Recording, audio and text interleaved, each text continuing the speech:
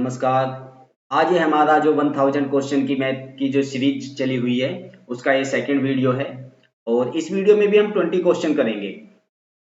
20 question हम इसलिए लेकर आते हैं कि एक तो वीडियो बड़ा नहीं होता और 20-20 क्वेश्चन करके अगर 2 वीडियो बन जाए तो उसमें एक प्रैक्टिस सेट कंप्लीट हो जाता है। एक प्रैक्टिस सेट कंप्लीट हो जाता है तो इसलिए हम 2 वीडियो में एक प्रैक्टिस सेट कंप्लीट करते हैं। इस वीडियो में भी हम मोस्टली वही क्वेश्चन लेके आए हैं जो प्रीवियस ईयर में आए हुए हैं, स्पेशली यूपी पुलिस एसआई में। कुछ क्वेश्चन वो लेकर आए हैं हम जो आने की संभावना है। अपनी तरफ से कुछ क्वेश्चन नहीं रखे हैं, वही क्वेश्चन रखे हैं जो प्रीवियस ईयर में आए हुए हैं, किसी ना किसी एग्जाम में आए हुए हैं वो भी क्वेश्चन। तो ये फर्स्ट क्वेश्चन है, ये भी यूपी पुलिस एसआई का आया हुआ क्वेश्चन है। तो शुरू करते हैं इस क्वेश्चन को हम। इस क्वेश्चन में कहा गया है कि एक गुलदस्ते में 6 लाल गुलाब, 3 सफेद गुलाब, 5 पीले गुलाब है। अगर 3 गुलाबों को बेतरतीब ढंग से रैंडमली यानी कि उठा लिया जाता है तो उनमें से एक लाल गुलाब और 2 सफेद गुलाब होने की संभावना कितनी है? ये प्रोबेबिलिटी का क्वेश्चन है। अभी हमने प्रोबेबिलिटी का चैप्टर नहीं कराया है, वैसे हम लेके आएंगे क्रमचय संचय भी और प्रोबेबिलिटी यानी प्रायिकता भी हम लेकर आएंगे। तो इस क्वेश्चन को करने से पहले हम एक बात बता दें कि अगर हमें ऐसा दिया जाए, एक चीज को हम समझ लेंगे, NCR ऐसे दिया गया है तो इसका मतलब होता है कि फैक्टोरियल n अपॉन बटे में दिया जाएगा आपको r का फैक्टोरियल और n माइनस r का फैक्टोरियल। इसका मतलब ये होता है, इसका मतलब ये होगा। और फैक्टोरियल का मतलब तो आप जानते ही हो, जैसे कि 4 का फैक्टोरियल आपको दिया जाए, 4 का फैक्टोरियल आपको दिया जाए तो उसका मतलब होगा 4 गुणा 3 गुणा 2 गुणा 1, उसका ये मतलब होगा।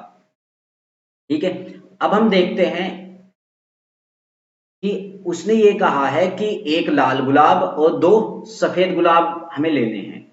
कुल 6, 3 और 5 कुल 14 गुलाब से 3 गुलाब उठाने हैं। तो हम ये कहते हैं इसमें कि हमें एक लाल गुलाब उठाना है 6 लाल गुलाब से। लाल गुलाब कितने हैं? 6 लाल गुलाब। और कितने से उठाना है हमें? एक लाल गुलाब से।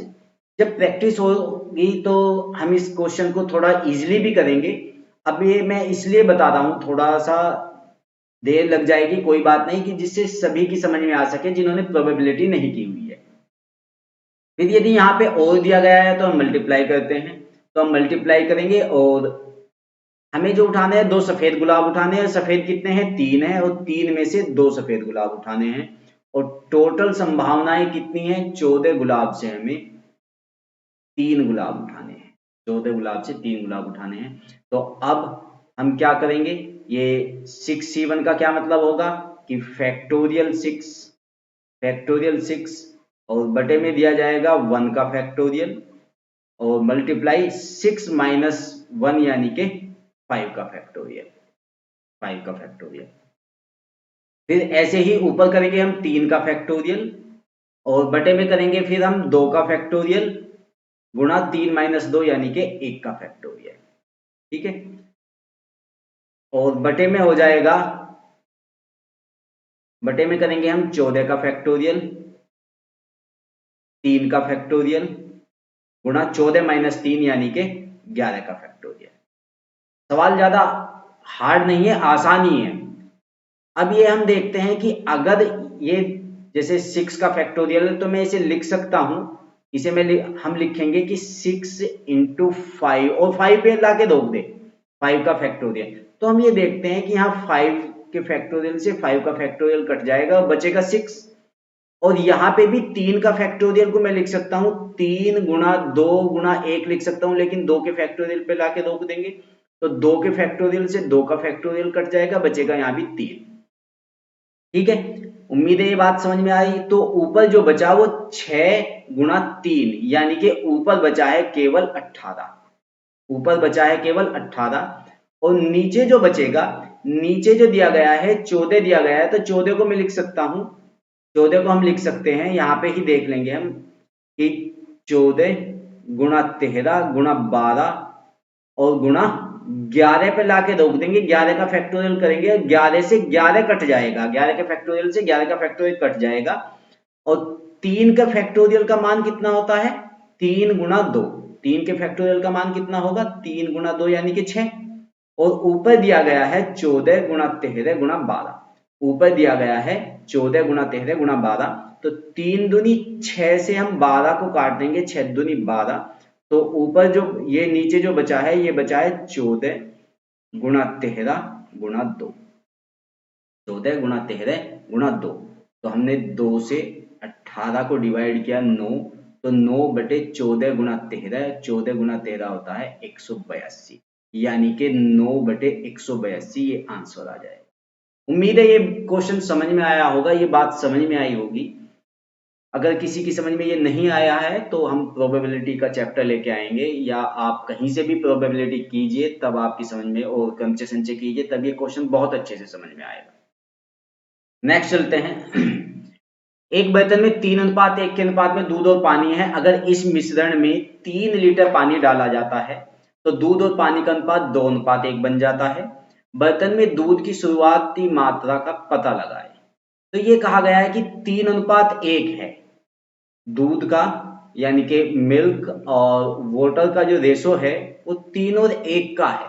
अगर इस मिश्रण में 3 लीटर पानी डाला जाता है तो ये दूध और पानी का अनुपात 2:1 हो जाता है। कितना हो जाता है, 2 और 1 का अनुपात हो जाता है। पहले 3 और 1 का था। उसने ऐड क्या किया है, उसने जो ऐड किया है, उसने ऐड किया है इसमें 3 लीटर पानी, यानी कि 3 लीटर वाटर ऐड किया है। तो हम ये देखेंगे अगर उसने मिल्क को नहीं छेड़ा है, अगर दूध को नहीं छेड़ा है तो समान होना चाहिए, बराबर होना चाहिए। तो इसे बराबर करने के लिए यहाँ पे मैं 2 का मल्टीप्लाई करूंगा और यहाँ पर 3 का मल्टीप्लाई करूंगा, जिससे ये 6 बन जाए। तो ये 2 तिया ये कितना हो जाएगा, 6, मैं यहाँ पे लिखता हूँ 6, और ये 2 एकम 2, और ये कितना हो जाएगा, 3 दूनी 6 और 3 एकम 3। अब हम देखते हैं कि अब मिल्क बराबर है, तो और वाटर जो हो गया वो 2 से 3 हो गया, यानी कि 1 बढ़ गया, और 1 को एग्जामिनर कहता है 3 लीटर, 1 को एग्जामिनर क्या कहता है, 3 लीटर। अगर 1 बराबर 3 है, बर्तन में हमें शुरुआत में क्या बताना है, दूध की शुरुआती मात्रा बतानी है। अगर 1 बराबर 3 है तो 2 बराबर कितना हो जाएगा, 6, 2 बराबर कितना हो जाएगा, 6, पर लेकिन 2 तो वाटर है, पानी है, लेकिन हमें बताना है मिल्क। अगर 1 बराबर 3 तो 6 बराबर 18, तो 6 बराबर 18, तो कितनी मात्रा थी, 18 लीटर। ठीक है, नेक्स्ट देखते हैं।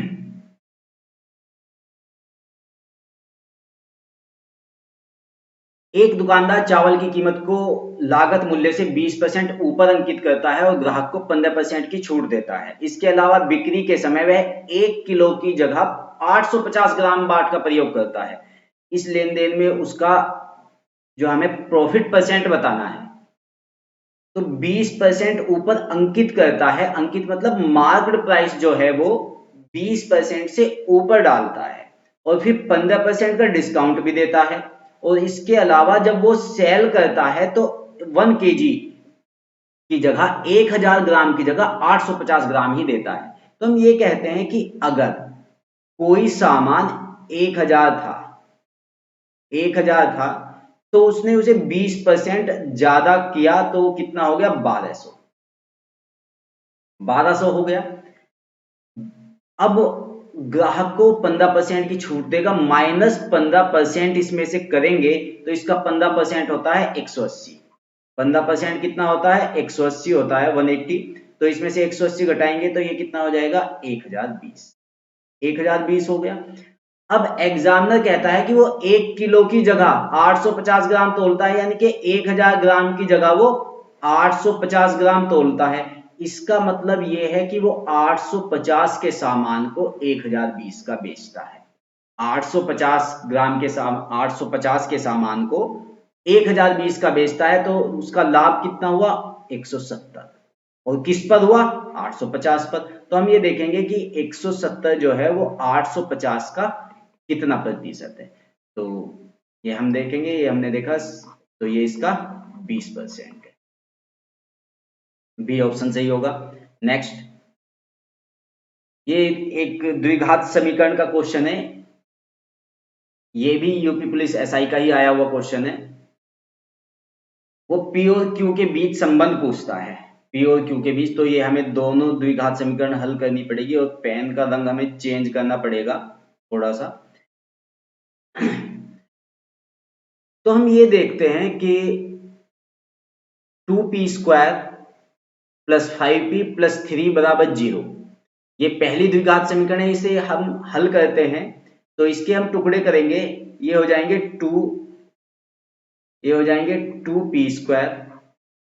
2p² plus 3p plus 2p, ठीक है, प्लस 3 इज इक्वल टू 0। तो इसमें से हम उनके लिए बता रहे हैं जिन पे आसानी से द्विघात समीकरण हल नहीं होती, तो इसमें से हम p कॉमन लेंगे, तो ये हो जाएगा 2p प्लस 3, और यहां से हम प्लस 1 कॉमन लेंगे तो ये हो जाएगा प्लस 1 कॉमन लेंगे तो ये हो जाएगा 2p प्लस 3। तो अब ये दो इसके टुकड़े हो गए हैं कि p प्लस 1 और एक हो गया है 2p प्लस 3 बराबर 0, ठीक है ना। तो इसमें अगर p प्लस 1 बराबर 0 है तो p बराबर कितना हो जाएगा -1, और 2p प्लस 3 बराबर 0 है तो p बराबर कितना हो जाएगा -3/2। तो p की दो वैल्यू हो गई। अब यहां से q की वैल्यू निकालते हैं ऐसे ही हम। तो हम ये देखते हैं कि q² प्लस 4q प्लस 4 है, तो q², इसके भी टुकड़े करेंगे हम, q² plus 2q plus 2q plus 4 बराबर 0। तो इसके टुकड़े हो जाएंगे q प्लस 2, दो टुकड़े हो गए q प्लस 2 और q प्लस 2।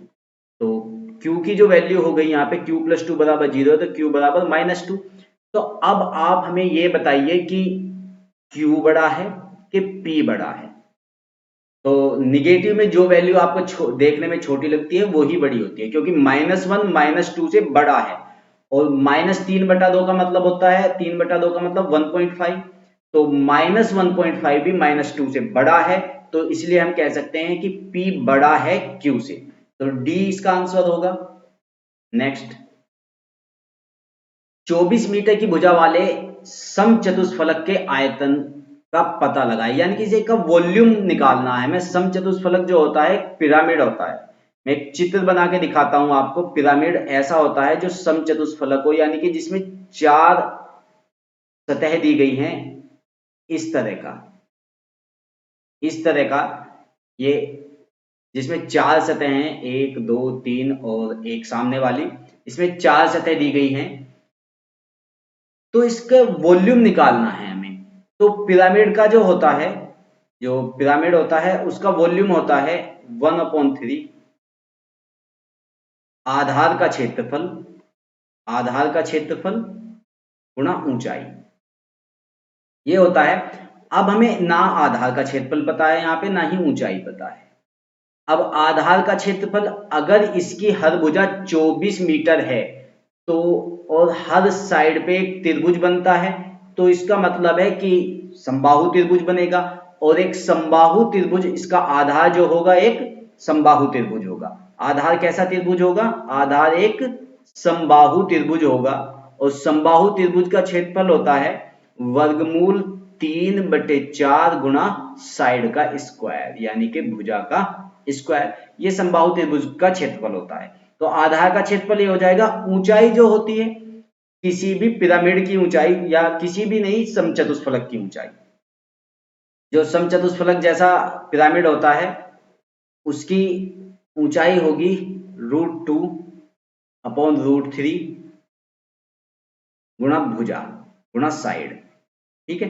तो अब हम इस क्वेश्चन को करते हैं, इसका आयतन निकालना है, बस हमारा ये कंप्लीट हो गया। अब हम कहेंगे 1/3 गुणा समबाहु त्रिभुज का क्षेत्रफल लगाएंगे, आधार का क्षेत्रफल वर्गमूल 3/4 गुणा साइड का स्क्वायर कहेंगे 24 का स्क्वायर, गुणा, अब हम कहेंगे क्या, ऊंचाई होगी √2/√3, और मल्टीप्लाई करेंगे भुजा कितनी है, 24 है।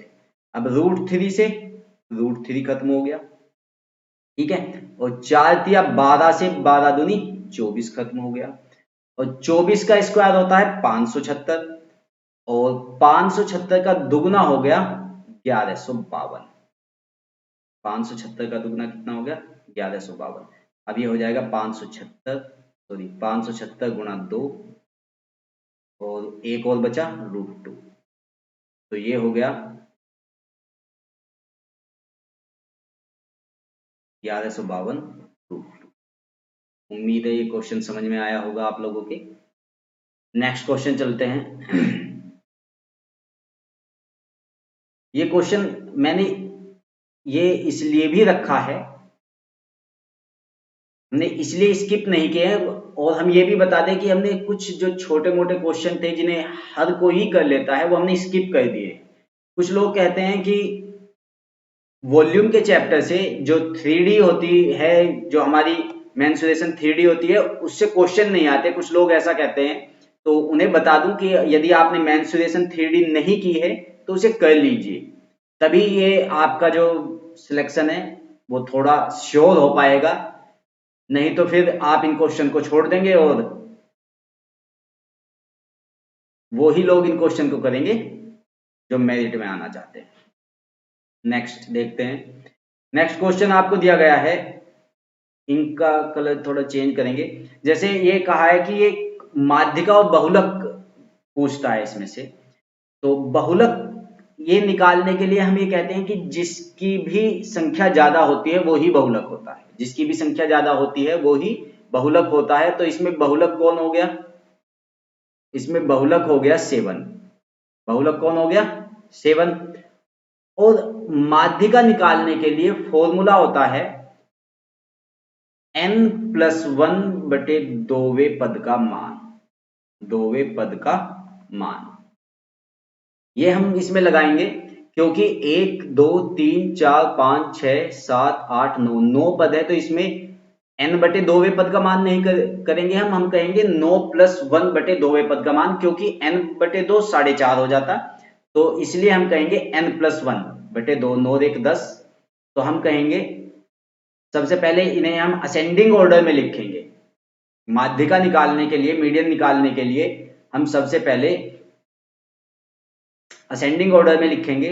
तो हम ये कहेंगे कि असेंडिंग ऑर्डर में 7, फिर 7, फिर 7, और फिर 16, फिर 17, और फिर 21, और फिर 22,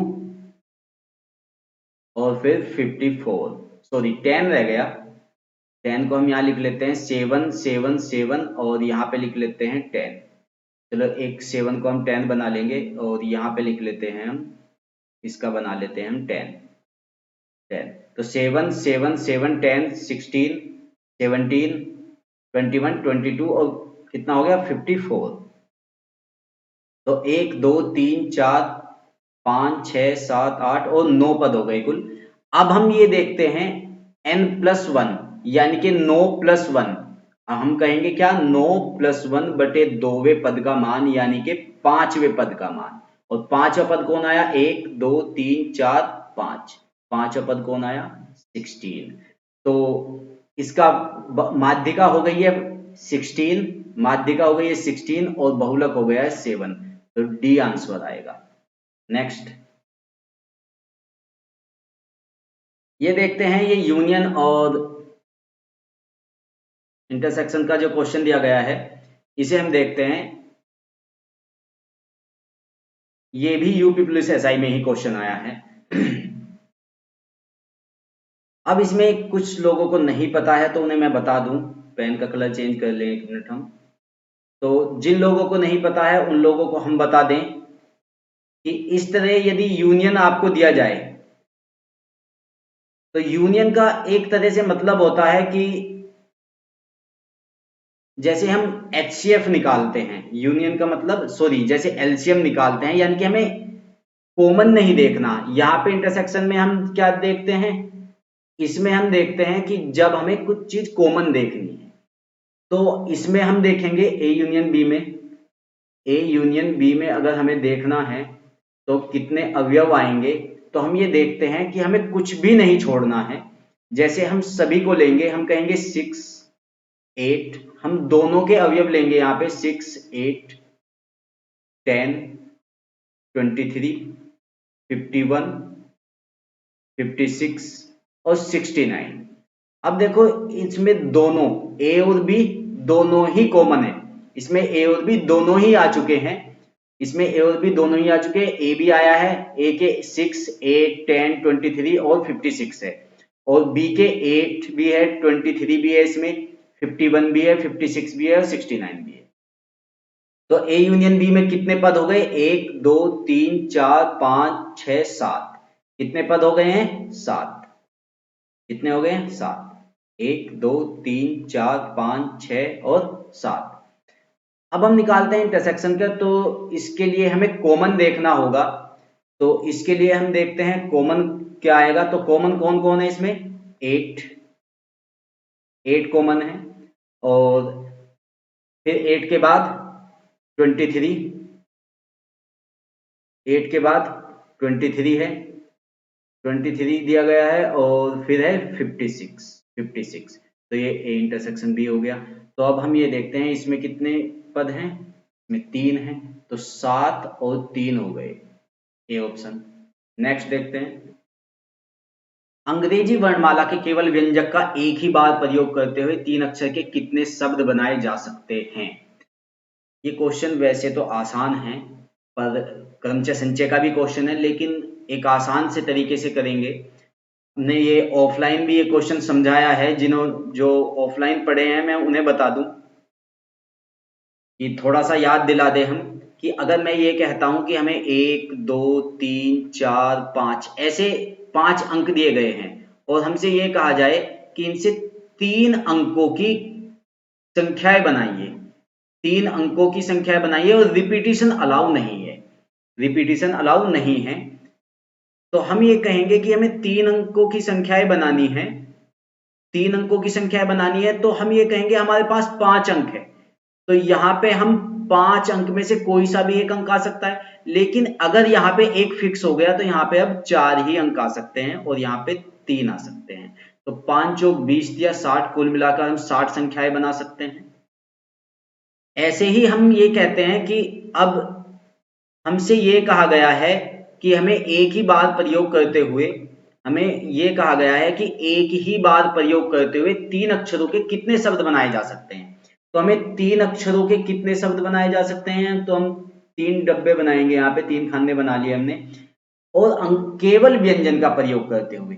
अब केवल व्यंजन का प्रयोग करना है, तो हमें वोवल हटाने होंगे, यानी कि हमें ए, ई, आई, ओ और यू को हटाना पड़ेगा। तो यानी कि हमें 3 2 5 को हटाना पड़ेगा 26 में से, बचेंगे कितने? 21। बचेंगे कितने? 21। तो यहाँ पे मैं 21 रख सकता हूं। अब यदि एक यहाँ पे फिक्स हो गया, तो यहाँ पे 20 आ सकते हैं, यहाँ पे 19 आ सकते हैं। ठीक है, तो अब हम करेंगे 21 गुणा 20 गुणा 19, तो 21 दूनी 42, 420 गुणा 19, यानी 19 दूनी 38 और 19 चौक 76 और 3 79, यानी कि ए ऑप्शन ठीक हो गया हमारा। नेक्स्ट चलते हैं, इसमें भी पेन का कलर हमें चेंज करना पड़ेगा।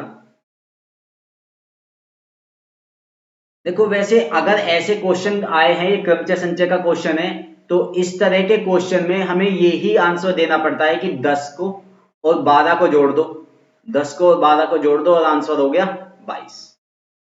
पर थोड़ा सा बता दे कि क्यों होता है, तो हम ये कहेंगे कि मैंने अभी बताया था आपको कि अगर NCR आपको दिया गया तो इसका मतलब होता है फैक्टोरियल n, इसका मतलब होता है फैक्टोरियल n और r का फैक्टोरियल, और n माइनस आर का फैक्टोरियल, इसका ये मतलब होता है। तो NC10 को मैं करूंगा तो मैं कहूंगा n का फैक्टोरियल, और बटे में हम कहेंगे 10 का फैक्टोरियल, और n माइनस 10 का फैक्टोरियल, और फिर बराबर में करेंगे हम n का फैक्टोरियल और 12 का फैक्टोरियल और n माइनस 12 का फैक्टोरियल, n माइनस 12 का फैक्टोरियल।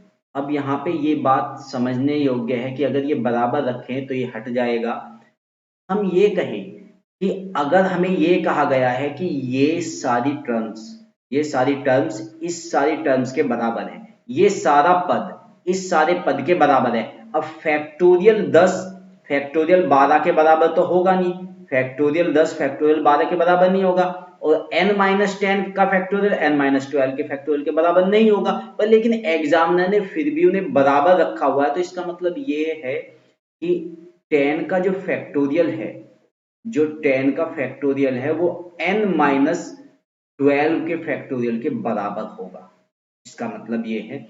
और जो 12 का फैक्टोरियल है, जो 12 का फैक्टोरियल है वो n-10 के फैक्टोरियल के बराबर होगा, इसका मतलब ये है। तो अब हमें आप बताइए कि मैं n की जगह क्या रख सकता हूं कि वो 10 का फैक्टोरियल बन जाए। तो n की जगह मैं रख सकता हूं 22, तो 22 माइनस 12 कितना हो जाएगा 10, 10 का फैक्टोरियल, तो n की वैल्यू कितनी हो गई है 22। ठीक है, नेक्स्ट चलते हैं। नेक्स्ट क्वेश्चन है कि 10 का फैक्टोरियल दिया गया है, 10 का कलर चेंज कर लेंगे हम। 10 का फैक्टोरियल दिया गया है, क्वेश्चन है कि 10 का फैक्टोरियल और बटे में 100, और इसमें यूनिट डिजिट पूछा है, इकाई का अंक पूछा है।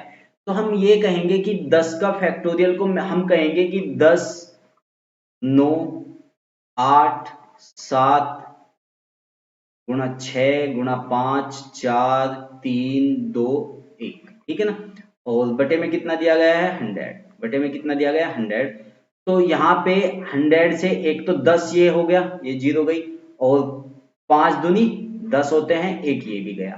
तो अब जो हमें इकाई का अंक निकालना है वो हम कहेंगे 3 एकम 3 और 3 चौक 12, 2 आ गया, 2 छिक्का 12, फिर से 2 आया, 2 सत्ते 14, 4 आ गया, और 4 अट्ठे 32, फिर से 2 हो गया, 32 के एंड में 2, और 2 नीम 18, 18 के एंड में 8 आ गया। तो इकाई का अंक कितना हो गया 8 हो गया। बहुत ही इजी क्वेश्चन था। नेक्स्ट देखते हैं, कंपाउंड इंटरेस्ट का क्वेश्चन है कि चक्रवृद्धि ब्याज, ये प्रति वर्ष संयोजित कर लेना है, इसे प्रति वर्ष संयोजित से 2 वर्षों के पश्चात मिश्रधन मूलधन का 2.25 गुना हो जाता है, तो वार्षिक ब्याज की दर क्या है। तो इसका मतलब ये है, अगर मैं ये मान लूं, ये कहूं कि 100 रुपए मेरे पास प्रिंसिपल है, मूलधन है, तो वो 2.25 गुना यानी कि 225 हो जाएंगे, 225 हो जाएंगे। तो हम ये देखते हैं कि अगर कोई भी चीज है, अगर 2 साल में 100 से 225 हुई है, तो हम इसका वर्गमूल कर दें, इसका वर्गमूल कर दें तो ये हो जाएगा 10 और ये हो जाएगा 15, यानी कि कोई भी संख्या वो 10 से 15 हो गई, 10 से 15 हो गई, यानी एक साल में 10 से 15 हो गया, एक साल में 10 से 15 हो गया। तो इसका मतलब कितना है, ब्याज कितना लगा 5, किस पर 10 पर, तो 5 बटे 10, यानी कि 5 जो है वो 10 का कितना परसेंट है, तो 5 10 का 50% है, तो दर कितनी हो गई 50%। नेक्स्ट चलते हैं, एक दुकानदार 30 रुपए अंकित मूल्य वाले एक बैडमिंटन को 15% की छूट के साथ बेचता है तथा प्रति बैडमिंटन के साथ 1.5 मूल्य वाली शटल भी देता है, फिर भी वह 20% का लाभ कमाता है। प्रति बैडमिंटन का सीपी बताना है, कॉस्ट प्राइस बताना है, यानी कि उसने 30 रुपए उस पर मार्केट प्राइस है, एमपी कितना है, एमपी जो है उस पे एमपी है 30 रुपए। अब वो कहता है 15% का डिस्काउंट देता है, अगर उसने माइनस किया है इसका 15%, तो इसका 15% कितना हुआ 4.5, अगर 15% का 4.5 रुपए उसने डिस्काउंट दिया है, तो उसका कितना रेट हो गया 25.5। अब उसने 1.5 रुपए की एक शटल और दे दी, उसे 1.5 रुपए की शटल और दे दी, तो इसका मतलब क्या है 24 रुपए। इसका मतलब क्या है कि अपनी तरफ से तो उसने 24 रुपए विक्रय कर दिया, 24 रुपए शटल को, सॉरी बैडमिंटन को कितने में दे दिया 24 रुपए में अपनी तरफ से। तो ये जो 24 है इस पे भी उसे कितना लाभ हुआ 20% का लाभ हुआ, यानी कि ये जो 24 है ये 100% से ज्यादा है 20%, तो ये 120 है। तो 100% कितना होगा? तो मैं कहूंगा 100% होगा 12 दूनी 24 यानी कि 20%, 20 रुपए सॉरी। नेक्स्ट चलते हैं। बहुत अच्छा क्वेश्चन है। ये दिया गया है कि a सेंटीमीटर एक समान त्रिज्या वाले तीन वृत्त एक दूसरे को स्पर्श कर रहे हैं। छायांकित क्षेत्र का क्षेत्रफल बताना है। छायांकित भाग का क्षेत्रफल बताना है। अब छायांकित भाग का क्षेत्रफल, छायांकित ये भाग है, जो छायांकित भाग है वो ये भाग है, ये छायांकित, इसका क्षेत्रफल पूछ रहा है वो एग्जामिनर आपसे। अगर इसका हमें क्षेत्रफल निकालना है तो हम क्षेत्रफल कैसे निकालेंगे? बड़े आसानी से समझेंगे। बहुत आसान सवाल है, कोई हार्ड नहीं है। देखने में भले ही आपको हार्ड लग रहा हो, तो मैं आपसे ये कहता हूं इस क्वेश्चन को बड़े आसान तरीके से देखिए, बहुत आसानी से समझिए कि अगर ये तीनों एक समान त्रिज्या के हैं और मैं इनकी त्रिज्या से इसके केंद्र से इसका केंद्र और इसके केंद्र से इसका केंद्र मिला दूं, तो हम ये देखते हैं इस तरह से क्या बना, एक त्रिभुज बन गया। एक त्रिभुज बन गया। अगर r a सेंटीमीटर है, अगर त्रिज्या a सेंटीमीटर है, तो a यहां से लेकर यहां तक है, यहां से लेकर यहां तक है और यहां से लेकर यहां तक भी है। तो ये पूरी भुजा कितनी होगी? 2a। तो हर भुजा कितनी होगी? 2a। तो ये एक समबाहु त्रिभुज बना। ये कैसा त्रिभुज बना? समबाहु त्रिभुज बना। तो मैं आपसे ये कहता हूं, अगर मैं समबाहु त्रिभुज में से ये तीन हिस्से, सर्किल के ये तीन हिस्से हटा दूं, तो ये छायांकित भाग बचेगा। ये छायांकित भाग बचेगा। तो समबाहु त्रिभुज का क्षेत्रफल मैंने अभी पिछली वीडियो में बताया था। समबाहु त्रिभुज का क्षेत्रफल होता है वर्गमूल 3/4 गुणा भुजा का स्क्वायर गुणा साइड का स्क्वायर। ठीक है, होता है भुजा का स्क्वायर। तो अब हम ये कहेंगे कि हमें हटाना जो है, ये तीन सर्किल के जो हिस्से हैं ये हटाने हैं। एक त्रिभुज के तीनों अंकों का योग होता, तीनों कोणों का योग, तीनों एंगल्स का सम होता है 180 डिग्री, और एक सर्किल जो होता है वो होता है 360 डिग्री का। इसका मतलब ये है कि हम ये जो हिस्से हटा रहे हैं, ये तीन हिस्से 180 डिग्री यानी कि सेमी सर्किल यानी कि हाफ सर्किल है, अर्धवृत्त है। तो हम एक समबाहु त्रिभुज के क्षेत्रफल से एक सेमी सर्किल यानी कि एक अर्धवृत्त हटा रहे हैं। एक समबाहु त्रिभुज में से, एक समबाहु त्रिभुज के क्षेत्रफल से, मैं यहां पे लिखता हूं, हम एक समबाहु त्रिभुज के क्षेत्रफल से, हम एक समबाहु त्रिभुज के क्षेत्रफल से माइनस करेंगे अर्धवृत्त का क्षेत्रफल। अर्धवृत्त का क्षेत्रफल, एक वृत्त का क्षेत्रफल होता है पाई आर स्क्वायर, आधा कर देंगे बटे 2। समबाहु त्रिभुज का क्षेत्रफल बटे, वो माइनस करेंगे पाई आर स्क्वायर बटे 2 और हमारा आंसर आ जाएगा। तो समबाहु त्रिभुज का क्षेत्रफल होगा, मैं यहाँ पे वर्गमूल 3/4 गुणा साइड का स्क्वायर। साइड कितनी है? a, और a कितनी हो गई? साइड 2a हो गई। तो हम ये कहेंगे कि 2a का स्क्वायर यानी कि 4a स्क्वायर, वर्गमूल माइनस इसमें से कर देंगे पाई, r कितनी दी है यहाँ पे? r त्रिज्या कितनी है? a, तो पाई a square, pi a square बटे 2, पाई a स्क्वायर बटे 2। ठीक है, अब यहां से मैं केवल यहां से 2 बार काटूंगा, 4 से 4 नहीं काटूंगा, मैं केवल 2 बार काटा हूं, जैसे 2 दूनी 4 और 2 दूनी 4। ठीक है ना, क्योंकि दोनों के बटे में 2 रह जाएगा। अब यहां भी a स्क्वायर है और यहां भी a स्क्वायर है, तो हमने a स्क्वायर को बाहर कॉमन ले लिया और यहां पे बचा है 2√3। यहां पे कितना बचा है? 2√3, और माइनस यहां पे कितना बचा है? पाई, पाई, और बटे में कितना बचा है? 2। बटे में कितना बचा है? 2। तो हमारा कौन सा आंसर आ गया? डी। हमारा कौन सा आंसर आ गया? डी। 2√3 माइनस पाई बटे 2। यदि आपको ये नहीं दिखाई दे रहा है, यदि आपको ये मेरे पीछे आ रहा है, तो आप यहाँ पे देख सकते हैं 2√3 पाई माइनस वो बटे 2, 2√3 पाई, 2√3 माइनस पाई बटे 2 a स्क्वायर। ठीक है, ये इसका आंसर आएगा। नेक्स्ट चलते हैं। नेक्स्ट क्वेश्चन दिया गया है कि 100 - 1, 100 - 2, 100 - 3, यानी कि 100 में से 1, 2, 3 ऐसे माइनस करते हुए जा रहे हो। कहां तक माइनस किया है? 200 तक। ठीक है, तो मैं आपसे ये कहता हूं कि अगर 1 2 3 ऐसे माइनस करते हुए जा रहे हैं, सीरीज बढ़ती हुई जा रही है, तो एक बार इसके बीच में 100 माइनस 100 जरूर आएगा। 100 माइनस 100 जरूर आएगा। जब 1 2 3 4 5 ऐसे ही एक बार जाके 100 माइनस 100 आएगा बीच में कहीं, तो 100 माइनस 100 कितना हो जाएगा? 0। और 0 से अगर किसी की मल्टीप्लाई हो जाए तो सब कुछ 0, तो इसलिए आंसर कितना? 0।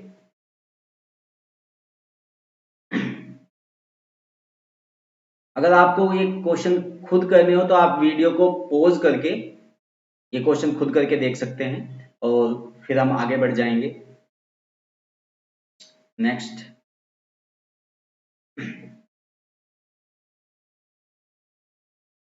पेन का कलर चेंज कर लेंगे हम। जैसे अब ये क्वेश्चन है, श्रीमान कुमार अपने कार्यालय पर जाने के लिए 48 किलोमीटर प्रति घंटा की औसत चाल से जाते हैं। पहले 60% दूरी तय करने में शेष दूरी तय करने से 10 मिनट अधिक लेते हैं। उसका कार्यालय कितनी दूर है? ये क्वेश्चन थोड़ा सा डिफरेंट है उन क्वेश्चन से जो ऐसे आते हैं, आपने देखे होंगे वे क्वेश्चन कि कोई व्यक्ति अपने घर से कार्यालय जाने के लिए x की स्पीड से चलता है, या ऐसा कहा जाए कि 5 किलोमीटर प्रति घंटा की स्पीड से चलता है, तो वो 10 मिनट लेट हो जाता है। अगले दिन वह अपनी चाल को कुछ बढ़ा देता है, फिर वो 10 मिनट पहले पहुंच जाता है, तो उसके घर से उसका कार्यालय कितनी दूर है? तो ये थोड़ा सा डिफरेंट है क्वेश्चन। देखते हैं इस क्वेश्चन को हम कैसे करते हैं। ये कहा गया है कि 48 किलोमीटर प्रति घंटा की औसत चाल से चलता है वो, तो उसे 10 मिनट अधिक लगते हैं। 10 मिनट अधिक लगते हैं, तो इसका मतलब हम ये कहते हैं कि एक घंटे में, एक घंटा यानी कि 60 मिनट में, 60 मिनट में वो कितना जाता है? 48 किलोमीटर। 60 मिनट में जाता है वो 48 किलोमीटर। तो मैं ये कहूंगा 6 ढाई 60 यानी कि 10 मिनट में जाएगा वो 6 48 यानी कि 8 किलोमीटर। यानी कि वो पहले से 8 किलोमीटर ज्यादा जाएगा, क्योंकि 10 मिनट अधिक लेता है। 10 मिनट अधिक लगते हैं, तो पहले से जो दूरी है वो 8 किलोमीटर ज्यादा है। उसने कहा है कि पहले से 60% दूरी तय करने में, ये कह रहा है श्रीमान कुमार अपने कार्यालय पर जाने के लिए 48 किलोमीटर प्रति घंटा की औसत चाल से जाते हैं। पहले 60% दूरी करने में, दूरी तय करने में पहली दूरी कितनी है? 60%। और दूसरी दूरी कितनी है? बची कितनी? 40%।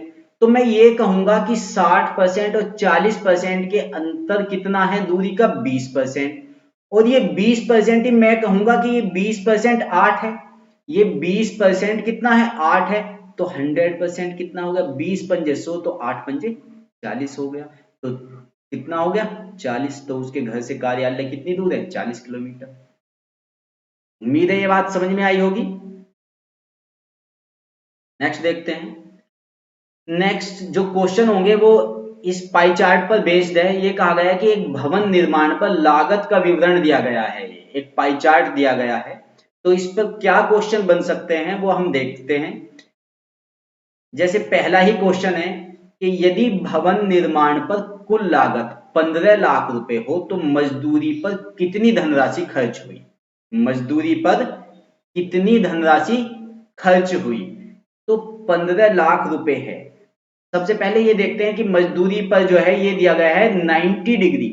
90 डिग्री जो है मजदूरी पर, ये पूरा सर्किल कितने डिग्री का होता है? 360 डिग्री का। पूरा सर्किल कितने डिग्री का होता है? पूरा सर्किल होता है 360 डिग्री का। और 90 डिग्री जो है 90 जो है 9 चौक 36, यानी कि इसका चौथाई हिस्सा है। तो राशि भी चौथाई ही खर्च होगी, यानी कि 15 लाख रुपए का, 15 लाख रुपए का हम कितना करेंगे? चौथाई कर देंगे। 15 लाख रुपए का कितना कर देंगे? हम चौथाई कर देंगे। तो हम इसे डिवाइड कर देंगे। जैसे इन दो जीरो को काट दे तो 25, यानी कि 25 और 15 कितना हो गया? 375। तो 375 के पीछे 3 जीरो लगेंगी, और यहाँ पे आप एक जीरो लगा लीजिए, ये आ जाएगा। नेक्स्ट देखते हैं। ईंट, लोहे और सीमेंट पर कुल मिलाकर व्यय हुई धनराशि भवन निर्माण पर कुल लागत की कितना प्रतिशत है? यानी कि हमें देखनी है ईंट, लोहा और सीमेंट। तो 54 और 54 108 और 72 180, कितना हो गया 180, यानी कि आधा हो गया, 360 का आधा हो गया।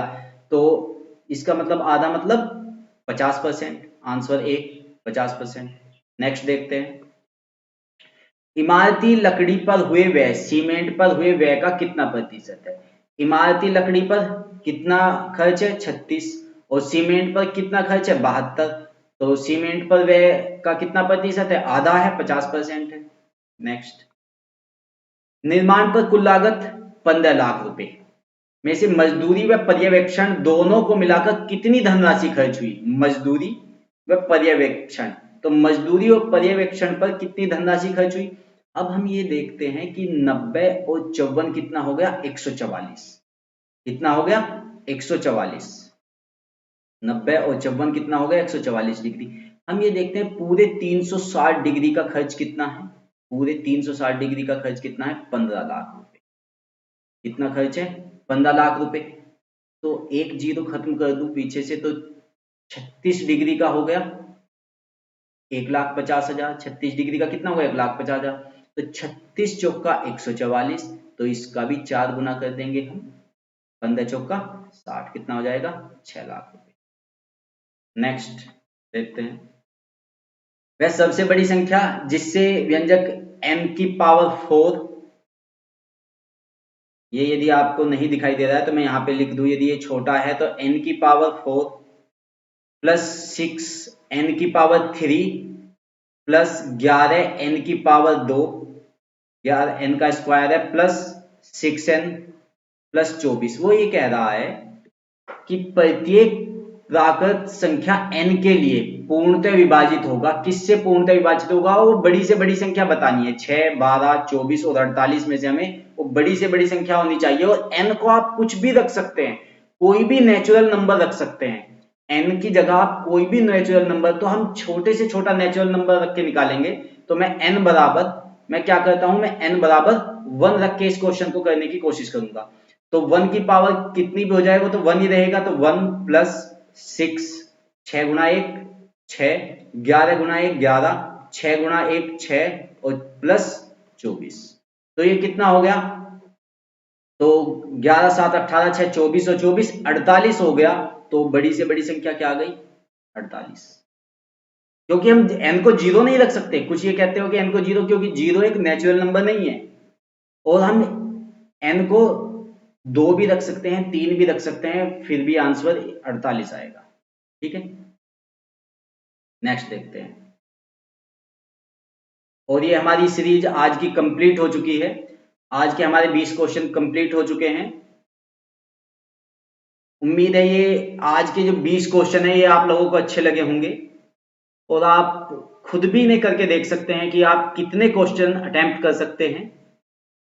हो सके तो आप मुझे बता सकते हैं, और यदि किसी क्वेश्चन में आपको कुछ डाउट है तो वो आप कमेंट बॉक्स में मुझे लिख सकते हैं, मुझसे पूछ सकते हैं। हम आपके लिए ऐसे ही बने रहेंगे, और कल हमारी नेक्स्ट वीडियो आएगी वो ही 20 क्वेश्चन की। तब तक के लिए नमस्कार।